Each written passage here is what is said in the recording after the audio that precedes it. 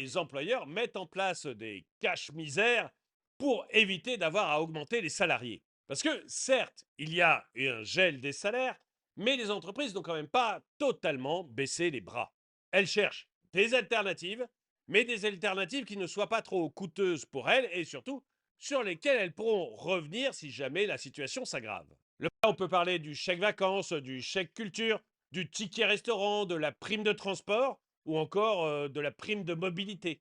Tout ça, c'est des dispositifs qui sont faciles à mettre en place, qui sont peu chargés et surtout qui font souvent plaisir aux salariés.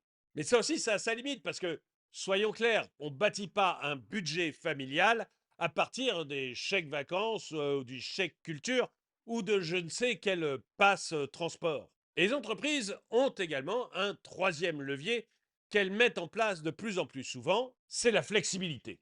On ne peut pas vous augmenter, mais on va vous proposer peut-être une dose de télétravail, des horaires aménagés ou encore une semaine de 4 jours. Là, on est sur des éléments d'attractivité importants qui vont permettre d'attirer ou même de conserver des talents, surtout des cadres, mais là encore, ce ne sont pas des revenus.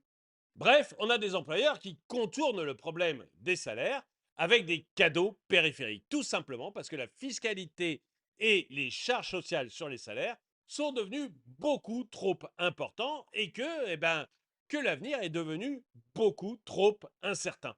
Et le résultat, c'est qu'on glisse lentement vers un modèle où le revenu stable et pérenne disparaît. Alors, vous aurez des avantages ponctuels, de la flexibilité, ça oui, mais le revenu stable et pérenne commence réellement à disparaître en France.